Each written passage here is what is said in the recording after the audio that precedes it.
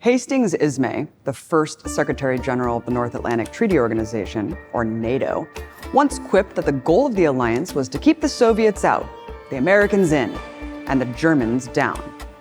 Today, the Soviets are out, the US seems here to stay, and the Germans seem weaker by the day. Has NATO achieved its goals? If so, why does it still exist? And why did Fidel Castro call it the most perfidious instrument of repression known to mankind? To answer these questions, we look back at the organization's history in Europe and beyond, and consider why a defensive alliance might end up causing World War III.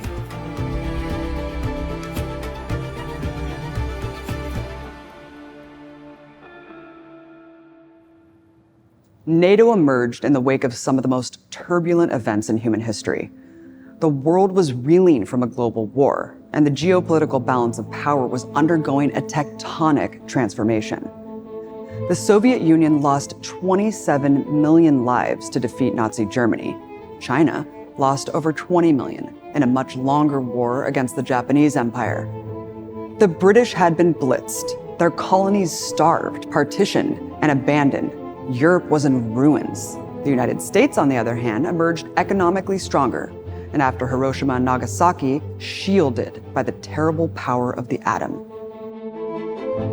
It moved quickly to apply its newfound power to a project of global hegemony. Preponderant power must be the object of US policy, a State Department memo said in 1947. NATO was a critical piece of that puzzle. Founded in 1949 with the explicit mission of deterring Soviet expansionism and establishing a permanent North American presence on the continent. But NATO was not the only US military treaty signed after World War II, and the other treaties reveal a lot about the real motivation behind NATO's creation. These included the Southeast Asian Treaty Organization, or SEATO, and the Central Treaty Organization, or CENTO. Each was part of a grand strategy of economic and military encirclement and containment of communism.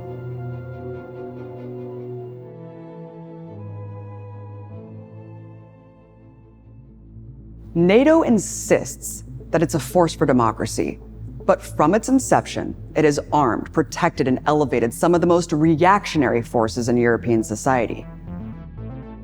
In fact, the ashes of World War II had not yet settled in Europe, and the US was already busy rehabilitating fascists all around the continent.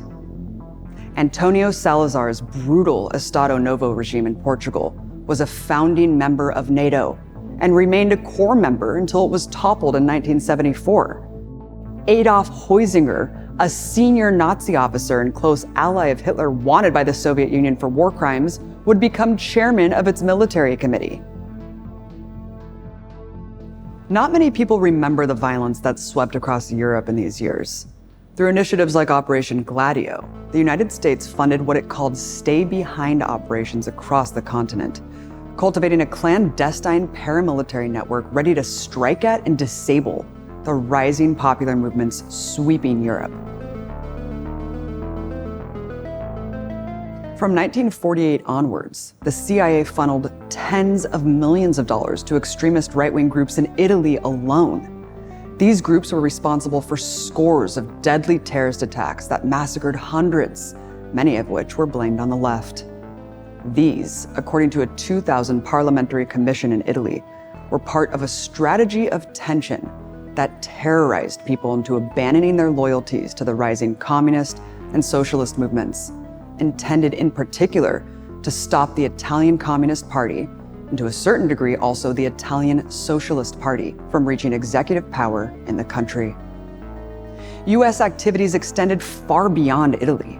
The Corsican gang that led the French Connection, a notorious drug smuggling scheme that delivered most of the US's heroin, also received CIA support to prevent the rise of communist forces in France, as did Turkey's brutal Grey Wolves, and Portugal's Central Order and Tradition, and Greece's military junta. The list goes on. NATO's mandate derived explicitly from the threat posed by the Soviet Union and the rising popularity of communism outside of the USSR fell within its purview. As an instrument of US hegemony, NATO could not withstand the rise of an anti-imperialist politics within its domain.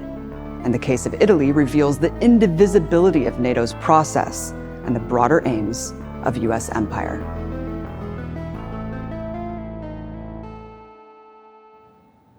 NATO insists that it's a guarantor of freedom, but we don't have to look far back to find its fingerprints in attempts to crush popular aspirations for sovereignty.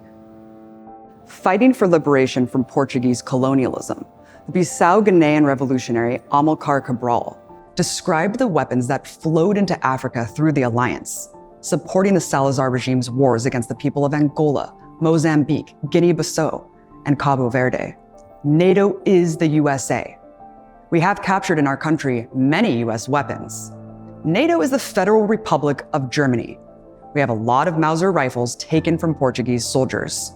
NATO, for the time being at least, is France. In our country, there are Alouette helicopters. NATO is, too, to a certain extent, the government of the Italian people. We have captured from the Portuguese machine guns and grenades made in Italy. If NATO was designed to stop the spread of communism, then the stirrings of sovereignty that rang through the colonized world would also come under attack. Pointing at NATO's support of the Salazar regime, Indian Prime Minister Jawaharlal Nehru condemned the alliance at the 1955 Bandung Conference, calling it one of the most powerful protectors of colonialism.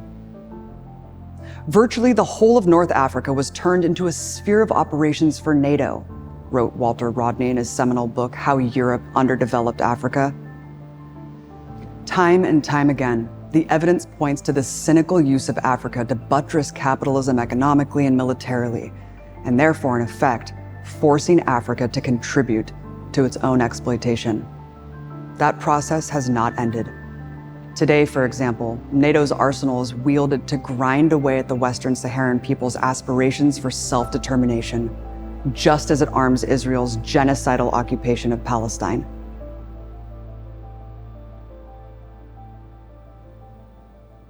NATO insists that its goal is to safeguard its members, but it is clear that NATO operates in the interests of its most powerful member, the United States. When the US won the Cold War and the Warsaw Pact disbanded, it seemed that NATO's mission, too, would come to an end. In November 1990, the Conference on Security and Cooperation in Europe adopted the Charter of Paris for a new Europe. This historic document, now largely forgotten, asserted that the era of confrontation and division of Europe has ended. It promised that future relations would be founded on respect and cooperation. But as Europe and the Soviet Union planned to establish a new security model across the Eurasian landmass, the US was preparing for a new era of hegemony. We can't let the Soviets clutch victory from the jaws of defeat, George H.W. Bush told Germany's Helmut Kohl in 1990. Later that year, he told France's François Mitterrand that no organization would replace NATO as the guarantor of Western security and stability. In this way, Bush set the stage for NATO expansion, against the so-called ironclad guarantees promised by US Secretary of State James Baker to Soviet Foreign Minister Eduard Shevardnadze in Moscow in 1990 that NATO's forces would not move eastward of the German border. The motivations behind these moves became clear with the leak of the Wolfowitz Doctrine in 1992. Our first objective, the document said, is to prevent the reemergence of a new rival, either on the territory of the former Soviet Union or elsewhere. The Wolfowitz Doctrine, which also laid the groundwork for preemptive military intervention, was later revised by Vice President Dick Cheney and General Colin Powell, and became the policy of President George W. Bush, leaving a trail of death and sorrow across the Middle East. But NATO was just as useful among its aspiring members. Take Poland. On the 25th of March, 1997, then-Senator Joe Biden arrived in Warsaw to address the conference of the Euro-Atlantic Association. In his speech, Biden outlined the conditions for Poland's accession to NATO. I believe that large state-owned enterprises should also be placed in the hands of private owners, so that they can be operated with an economic rather than political interests in mind, he said. Businesses like banks, the energy sector, the state airline, the state copper producer, and the telecommunications monopoly will have to be privatized. Membership in NATO thus dictated that states surrender the very basis of their economic sovereignty, while drawing them into the sprawling U.S. military-industrial complex through the purchase of NATO standard equipment. Billions of dollars are at stake in the next global arms bazaar, the New York Times wrote in 1997, citing weapons sales to Central European nations invited to join the North Atlantic Treaty Organization. In one of its most blatantly ridiculous claims, NATO insists that it's a defensive alliance. But through the course of its history, NATO has destroyed and dismantled entire states. The Libyan War saw open-air slave markets reappear in a country that once had Africa's highest human development index. In turn, Libya's destruction fueled militancy and conflict beyond Libya in Mali, Algeria, Niger, and elsewhere in the Sahel region. According to research carried out by the Costs of War Project at Brown University's Watson Institute, the post-9/11 wars that have been imposed on the peoples of Afghanistan, Iraq, Pakistan, Syria, Yemen, Libya, and Somalia have claimed 4.5 million lives and forced tens of millions into poverty and involuntary migration.